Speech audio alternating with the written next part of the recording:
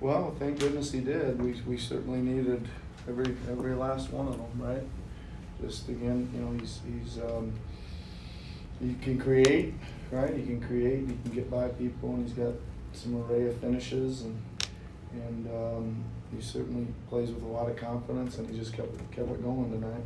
It was good. I mean, really neat. It was a great lift. I thought 3 guys off our bench were outstanding, giving us a lift, and him and Gershon, obviously, and Jeff was really good too. Nick, speaking of Gershon, just what did you kind of make of Gershon, and what was kind of waiting for the decision to? Well, I just had been thinking about shaking up that starting group in the second half. Again, I think you guys are well aware we've got off to some slower third quarter starts or third quarters in general. I just wanted to shake it up a little bit, and it fit really pretty easily tonight with the small.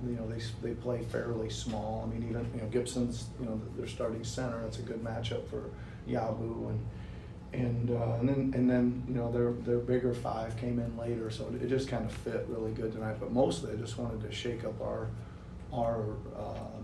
whatever energy levels or rhythm or something, just to play a little better in the third. Nick, was there a reason that Paul didn't play in overtime?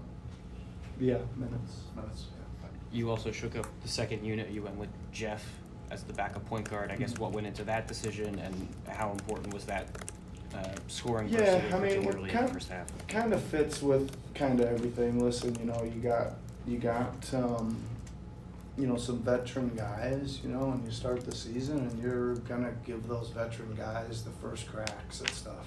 That's just that's the way I'm gonna do it, right? Until you think that maybe it's okay, you've given them a couple shots here and there, and you're not exactly where it wants to be, so then you're going with some younger guys, and I think that was part of the decision.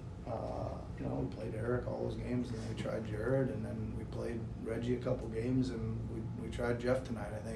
I think that's it, right? I think it was just time to again shake it up just a little bit. Nick, how do you think Caleb's ability to sort of pick LaMelo up full court and bother him and sort of harass him in the backcourt and slow him down impacts the game in terms of what Charles trying to do?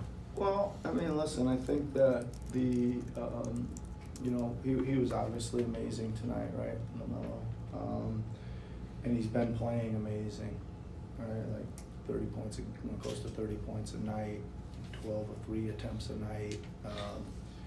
All that stuff, and what I at least we're going to try to do is make the guy work, right? We're going to try to at least make him work, and sometimes when guys are in one of these heater zones, that isn't enough. Like, we're going to give the effort and put our best guy out there that can athletically keep up with them and has the determination to keep going at them. Yeah, what happened in the fourth quarter? Just goes with the 16-point lead, and how do you think it's kind of spiraled there in the fourth? Yeah, I mean, listen, it's not, it's a good thing that we built up the lead, but again, we went through one of our scoring droughts and had to play, I don't know how many possessions in a row in transition, and we gave up a few transition buckets. It seems, I was really happy with our half-court defense and the effort we gave half-court defense, and the execution was excellent, right? But again, our offense just dries up, and we don't make, we had some pretty good looks. We had some looks that we were getting most of the game, and all of a sudden, we missed 5 or 6 in a row, and that stuff can go fast, especially with the tempo they play, or a lot of teams play, and with the 3-point line, that stuff can go fast. I'm glad we were able to kind of bounce back from that and hang in there, and it went all the way away, and we kind of scored the next time down once they took the lead, and then we, obviously Jared, we we're really working hard to find the spacing and the matchup for him to attack, and then even Yabu had a big bucket on the post, and they were doing a nice job. We were trying to pick on their switches, and by the time we got the ball in there, they would have their big fella back on him, and Yabu would score anyway, right? So guys bailed us out with some big buckets. You mentioned Jared's offense a couple times. He had that big possession against LaMelo late in the overtime. Just what do you make of his kind of growth on defense so far this season? Well, he's getting lots of chances to get better, right? He's getting lots of chances. I mean, but listen, the big thing is, and this is always like, this is a starting point. for anybody, but especially a rookie, is do you want to play it? He does want to play it, right? Are you going to work hard and give the effort it takes to play defense at this level? He does. Now it's just a matter of he's got to get through these reps and figure out all these little things about NBA defense that are drastically different from college defense that takes some time. So I'm glad he's getting a lot of chances because he's in a lot of actions. This is- We had talked about Paul's minutes restriction before the game and just kind of how that is tough to establish rhythm. Yep. How hard was it for you to not play him in overtime, just even though that's up? Very hard. Yeah. Back to very difficult. Yeah. Sorry, back to Jared. This is his 9th NBA game. You're running crunch time offense through him continually. I guess, can you explain how impressive and how rare that is for someone with that little experience to be in that environment, to take on that sort of burden and thrive with that? Yeah, I mean, obviously it is very rare. We're got about 80 points sitting on the bench over there, right? 80 points a game sitting on the bench. So you gotta go to somebody, right?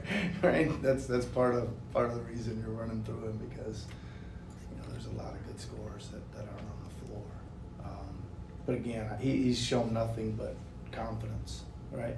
In preseason games and real games, etc. He just shows that he's really got a knack for scoring. He's got a knack to get by people. He can hit a three here and there as well. He's got some deep range.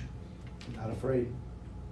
Looked like you guys were running Paul through Iverson actions a lot throughout the game, trying to get him the ball that way. Is that do you think that's a good way to keep getting him in a better rhythm as his minutes go up, getting him the ball on the move and against the floor like that?